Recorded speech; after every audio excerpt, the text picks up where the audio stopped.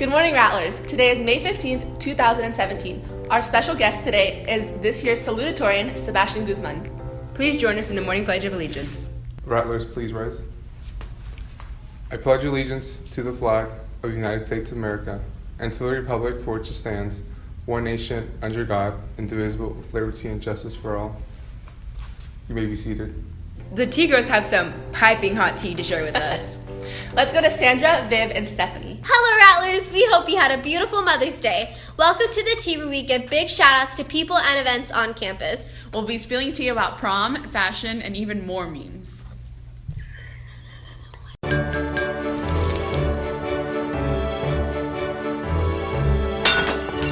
Our first cup of tea is our couple of the week, juniors Erica Alvarez and Christian Leon.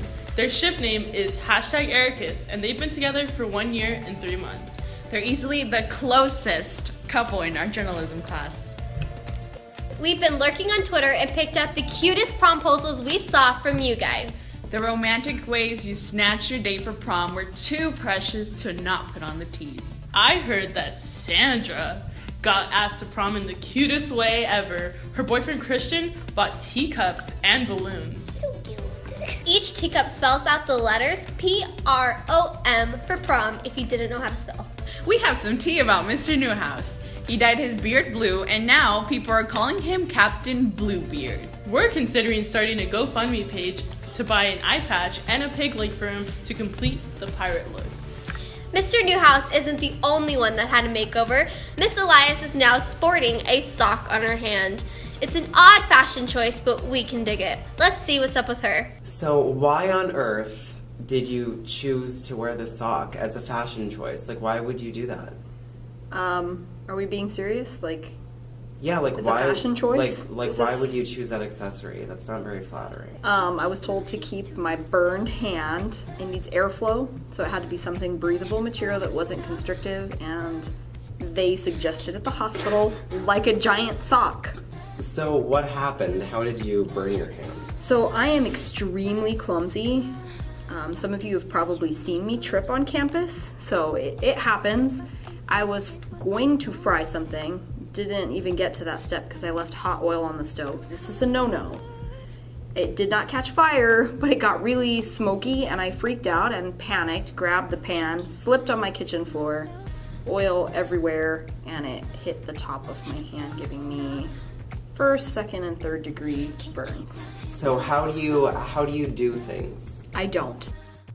You guys have been the weird, students are weird with this. They either think I'm gonna do a puppet show, which I'm not. I've had a couple students think it was a joke and try to high five this hand, and that was not gonna be good for either of us. Do you want to accessorize it?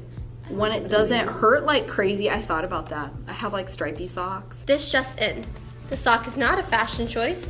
It's to provide ventilation for her severely burned hand. Now we have a surplus amount of tea, so let's spill some about prom.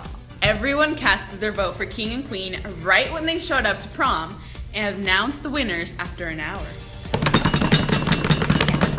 Congratulations to the prom queen Laurent Curtis and king Johnny Marquez. I don't know about you, but Isis Aguilar looked like a beautiful disco ball on prom night, and everyone's jaws dropped when she walked through those castle doors. I think one of the best dresses I saw was Kayla Gomez's. She made it herself, and I got gorgeous quinceañera vibes from her all night. That was spicy. Excuse me, ladies, but Jael Moreno and Shelby Winstead slayed as a couple and blinded us with their beauty. I agree with you, but I just want to add that Maria and Brandon lit up prom, even though they were in all black. We could also say the same about Alejandra and Andrew. True. Prom was unforgettable, and we want to give a huge shout out to everyone that spent hours beating their face and getting ready for the dance. Almost everyone we know had after parties and got lit with their friends too. Now, our meme of the week is mocking SpongeBob. Mocking SpongeBob mocks someone by repeating what they just said, but in a stupid voice. Text me when you don't have an attitude, Vivian. Text me when you don't have an attitude, Vivian. McDonald's. Our ice cream machine broke. Me? Our ice cream machine broke. Me filling out FAFSA. Tuition and books are expensive. FAFSA. Tuition and books are expensive. Mrs. Ramirez, read 1984 with a month left of school. Me. Read 1984 with a month left of school. Noah Ramirez posted this on Twitter, and it's also our tweet of the week. Noah is Mrs. Ramirez's son, so she quoted his tweet and said, "This is how you thank me for giving you the easiest possible final project. Also, you forgot the quotes around 1984. Kissy face, heart emoji, heart emoji." Mrs. Ramirez is a meme queen because for the final project, AP Lit, she's making her students make memes based off the book they're reading. Looks like we're all at a tea. Get ready to spill the tea with us for the last time ever on Monday. Bye. Have a wonderful time. Thanks, guys. Now, Let's dive into sports. Good morning, Rattlers. Joseph here with the sports recap of last week. Now let's jump to track.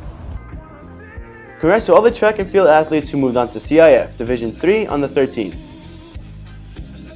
Thanks, track team. Now let's dive away to swim. Swim season is now over. Great job to all the athletes who put up a great fight. Great job, swim team. Now let's hit our way to baseball. On the 3rd, the baseball team played against DHS and won 16-2. On the 5th, they won against DHS again and won 13-1. On the 9th, they played against 29 Palms and won 6-0. On the 10th, they beat 29 Palms again 6-3. Great job, boys. Amazing job out there, baseball team. Now let's serve our way to tennis. On April 3rd, the tennis team beat Yucca Valley 17-1. On the 5th, they won 16-2 against Coachella Valley. On the 24th, they won Desert Mirage 16-2. On the 25th, they beat DHS 11-7. Great working out there, tennis team. Now let's make our way to softball. On the 3rd, they beat DHS 14-1. On the 5th, they beat DHS again 20-0. On the 9th, they played against 29 Palms 14-3. On the 10th, they beat 29 Palms again 6-1. That's all we got for this week, Rattlers. Now let's make our way to the studio. Now, let's go to a 10 and 20 with Mrs. Burkholder. What's up, Rattlers? We're here with Mrs. Burkholder for the 10 and 20. Let's go. What's your favorite video game? Assassin's Creed. Batman or Superman? Batman. What cartoon character would you be? Stan from South Park. What's your favorite dance move? Whatever I'm feeling. Did you have a high school crush? Yes. What is your favorite pastime? Reading. Least favorite movie? Avatar. Pineapple on pizza? Yes. Biggest fear? Anything with water. No oceans, no lakes, no rivers. Would you go back in time if you could? Absolutely. That's awesome. Thank you. Thank you. Back to you in the studio. Thanks, Mrs. Burkholder. For our last segment, we have Rattlers Got Talent. Hi, my name is Sarah Segrist. I'm a sophomore and I'm an artist. Probably for 9 years now I've been painting. My dad's a professional artist, and so he always really wanted me to get started and work on it too, because it's something important to him. Most often I paint faces or scenic scapes. I guess I really like Van Gogh or Frida Kahlo style paintings. Thank you, Rattlers, for watching what we covered this past week. Follow us on our Twitter at RMHS News and subscribe to our YouTube channel, The Rattler Report, for all of our broadcasts.